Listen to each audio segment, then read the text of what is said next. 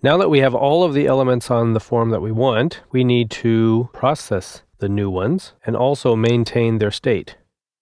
As far as validation goes, we don't need to validate smoking, non-smoking because the user can only choose one of these and it'll always be either or. The same way with the interests, that's pretty much the user is forced to choose one of these. The only thing here is we're going to need to validate if he has checked the box or not because he cannot order tickets if he didn't accept the conditions. So that's the one validation we have to do. And we also have to maintain our data because if you see here, we have Jim Smith comes, he forgets the number of tickets, chooses smoking, pop, cash, and accepts the conditions, clicks order. It says, please enter the number of tickets, but now he's back at non-smoking. This isn't filled in. This is back at the first one, and this isn't checked. That's what we still need to do. So let's first take care of the state maintenance on smoking. Let's go here into our process order tickets, and what do we need to do up at the top here? Number of tickets. We'll copy the string here because the smoking status is coming in as a string. We'll call it smoking status. And we need to fill this in. So now we have it. And now we want to save it in the session. Like this. And there's also a part down here where we blank it out afterwards. Smoking status. So that should do that. Let's see if that affected anything. So now we have, let's fill this in again. So we're back at the beginning here. So now he comes and says, Jim Smith forgets the tickets and says smoking, order tickets. We're still back at non-smoking. Why is that? Because it's not that easy. We have to also make some changes on our form as well. Down here at this line here, we need to check the appropriate one based on the session variable value. Because that's going to get a little complicated, let's also move this into a function as well. We'll call it getSmoking. We'll go down here and say function getSmoking.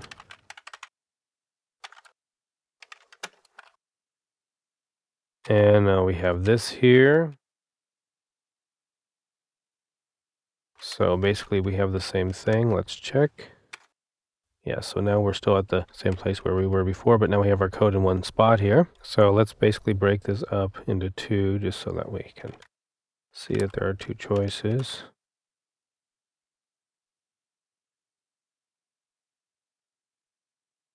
Like that. Okay, here's our non-smoking line and our smoking line. The problem is that we are always checking the smoking line. So what we're going to do is make a little variable here, non-smoking attribute, as an attribute of the tag. Okay, I'm going to put this up here because we'll need that text here in a minute. We'll put the comments on it so Eclipse doesn't get confused with it. Then some of our code assist doesn't work if we have some non-valid code in there. And here as well, but this is going to be the smoking attribute.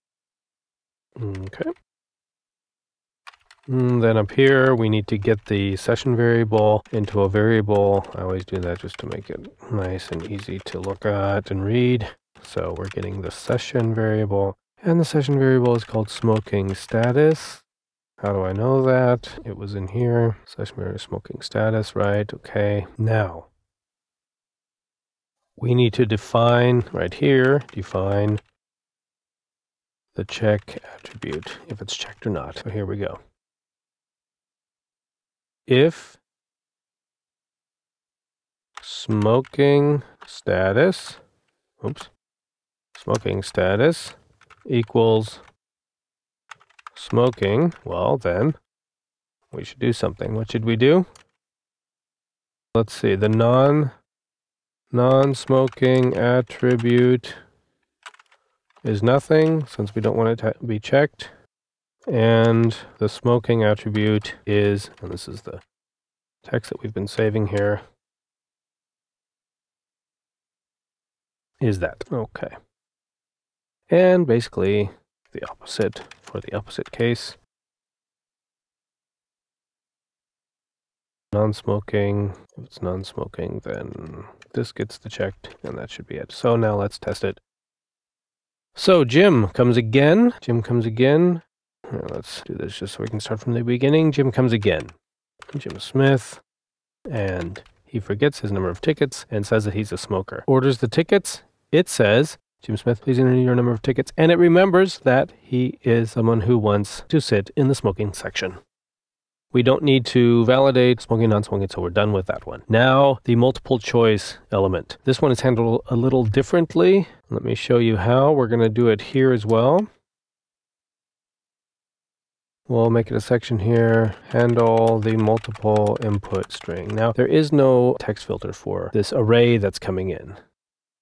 As you remember, the user can choose 1, 2, or 3 of these, so it's going to be an array coming in, and we don't have a way to sanitize an array. So we're going to have to use the old way, and let me show you the safest way to do that, because we still need to sanitize the strings in the array, because you don't know where, actually, the information could be coming from. It could be coming from your form, or somebody might be posting this information from a totally different site. Now, of course, you know, you should check where the data is coming from, but you can never be too safe when you're getting data from anywhere in the internet. So let's say raw interests equals, and we'll do it the old way, post interests. I call this raw because this is just the raw data coming in. It could have malicious script in it. We don't know yet. That's why we call it raw. Interests, which is what we're going to have at the end, which we know will be clean, is an array. Now we're going to build that array. If count, let's see, we need to just do a for each here. So we're going to go through raw interests. Raw interests, raw interests. So we have a raw interest at this point. And what are we going to do? We're just going to say interests. Add an item to the interest, the cleaned interests, and this function htm special chars cleans out a string just as the sanitized string does. So we're cleaning each string and building an array of interests. So now that is all we have to do, and we now have a cleaned array of interests, namely those which the user chose here. So we just need to also save it, this array, interests, and this is interests. Very well. And in the same way, we want to clear it out here. It's okay if it's a string, that'll still work. So now we'll go back here and go to get interests. This is where we build our little multiple choice box. And what we need to do now is take the array of chosen interests that's in the session and use it to make sure those that are in the array are the ones that are chosen when we display the box. Sounds quite complicated. It's a little complicated, but it is doable. So let's do it here. And basically the way I'm going to start here is to put these here in an array so that we can loop through them. We can't have them there in a, let's call them choices, hard-coded like that anymore if we're going to do all of this state maintenance. So we have classic, let's say, is classic. We're making an array of key values. Jazz code maps to jazz, and pop maps to pop, and Ray. Let's do another one just so that when we have all this done, we can see actually the change. And we see how easy it is to add new ones now. Okay, so now we have a new category, a new interest. And what else do we need to do? We need to say interest equals what's in the session. And that's called interests. Right, we got that here, right there. So we're just getting it on the other side. Now, this line is going to stay the same except for this right here. It's not going to be 3. We should always display the amount.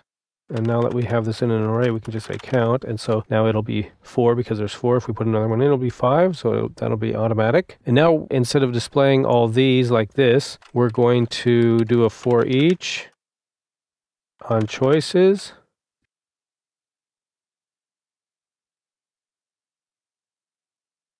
So we have a choice at this point. That's not right. This is a key value array. Here we have key value. So we're going to have a key value. So on the first loop through, we have classic and classic here. And now we just need to build that line.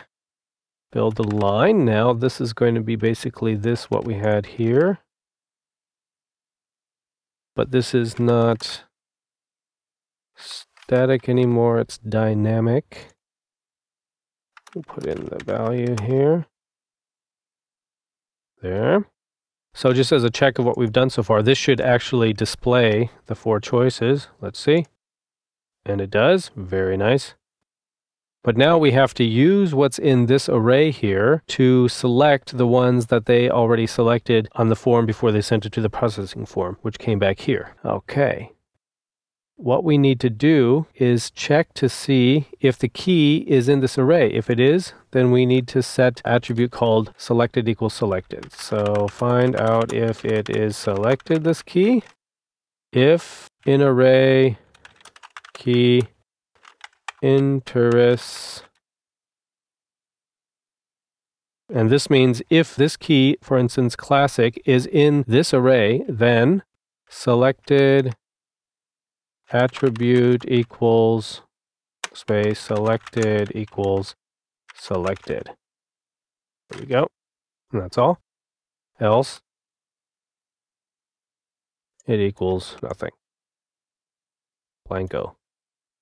So now we just need to put this in here. Right. Let's see, option value. Right after that, yeah, exactly. So right there. And we have our space if we need it, selected attribute. So there we have it. That should work. Let's see. Let's go back to the beginning here. Aha, what do we have here? In array, wrong data type for second argument. 119. Okay, this, it's looking in interest, but that's not an array yet at this point. So it gives us a warning. Well, let me show you a little trick. Put an ampersand before a function, and it tells PHP to, if there are any warnings, don't tell me about them. Which makes it very nice. It's a nice trick. So that takes care of that. Now we say Jim Smith, forget the number of tickets again. Smoking, interested in jazz and reggae. Order tickets. Please enter the number of tickets. He remembered that he's smoking and remember that he's interested in jazz and reggae. Excellent. And on to payment. So payment is going to be a lot the same. Let's do that quick. Smoking, It's going to be a lot like, yeah, smoking, exactly. Here, let's make this all one big block. This goes here. This is payment, payment. This is payment, payment. We have to save it into the session. No problem. Here we go, payment, payment. Down here, also payment is blanked, so that's working well. And basically we have to go here to payment and basically do the same thing that we did here. It's going to be a little easier because we don't have to deal with the array, but basically the same thing here. So choices equals, instead of these things, we have credit. In fact, we can just copy all this here. Credit card, debit card, debit card, cash is cash.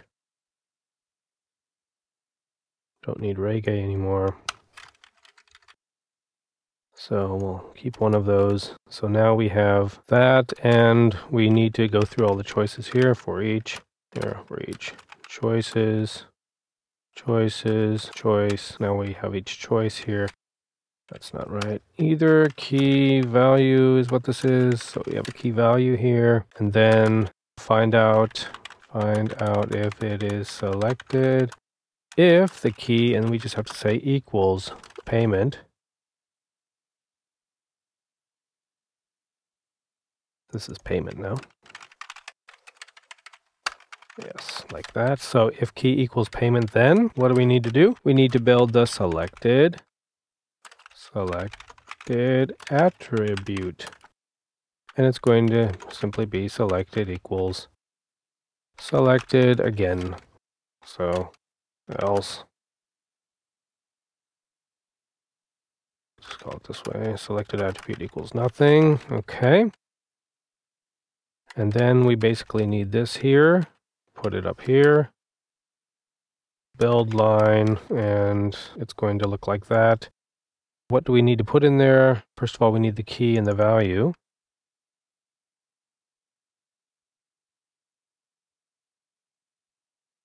So there we have it, and now we need to put in the selected attribute. Right here. Oh, we don't need that space because we have it in there. So there. See if that works. Take it all the way back. Okay, so Jim Smith comes again. Jim Smith forgets the number of tickets again. Smoking, classic and pop. He's interested in. He's going to pay in cash. Orders the tickets. Please enter the number of tickets. We remember that he's smoking. He likes classic and pop. That he's going to pay in cash. So we only have one more piece of state to maintain, but we also have to validate this. So that should be interesting. Let's do that. Go here, process order tickets. So let's do the same thing here. This is simply going to be a string again. It's going to be yes if it's set. So we'll say accepted conditions. Let's copy this. Just be safe. Okay, so we have it here, and then this here. Accepted conditions equals accepted conditions. Fine. And same thing here. Let's copy this. Accepted conditions equals nothing. So that takes care of that side, except for the validate. We have to validate it in the processing file as well. So let's do that here. Validate accepted conditions. If accepted conditions does not equal yes, then don't let him through. We basically need this block here. So if he didn't check the checkbox, then status is failed. That's right. And what should it say? You must accept the conditions to purchase tickets online. You must accept the conditions to purchase tickets online. So that'll take care of that. Everything else is automatic. So let's go up here. Here we have this as a line as well. Still, this is going to be more complicated. So let's change it to a function again. Get accepted conditions. So there we go. And we need to send accepted conditions, the name of the variable name, function, get accepted conditions. Oops, first of all, we'll do this. Okay, and then this. And then this. Okay, so we just output this. So the form should still look the same if we did everything right there. Yes, it still has that. Okay, now we need to process this. So basically we need something like this here. Variables equals accepted conditions. Like that. And now we need to build the checked attribute here that we're going to put in here. Here, build attribute, and if accepted conditions equals yes, well then we need to have it checked. Checked attribute, checked attribute equals checked equals checked. It's just kind of like selected equals selected for the drop downs. Like that in any case, and then else. If the opposite is the case, then this is empty. Okay, now we need to put checked attribute in the tag somewhere, right here. Okay, I think that'll do it. Let's test it. So let's go all the way back. And, look what it said. Oh, isn't that great? You must accept the conditions to purchase tickets online, except that it says it under number of tickets. It shouldn't say that under number of tickets. Why is it doing that? Let's check. Because it says here number of tickets message. That should be, of course, accepted conditions message. Okay, did we save it? Yes, and.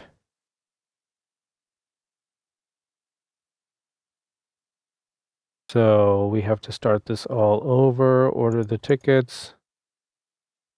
There we go. Okay. So, seems to work, but let's go through one more time. Jim, let's just type in Jim. Jim. Please fill in your last name. Smith. Jim. Smith. Enter the number of tickets, 12. Okay. And then here we assume he's non-smoking. Let's say he's smoking, jazz, and classic. He's going to pay in cash again, and he still doesn't check this thing, okay? It keeps coming back, saving all of his information. If we click here, take out the number of tickets, then it keeps the check here, which is nice because he already checked it. Cash is still there. These are still there. Oops. Non-smoking, smoking is still there. When we type 11, for instance, it says, thank you, Jim Smith, for your order of 11 tickets. Perfect.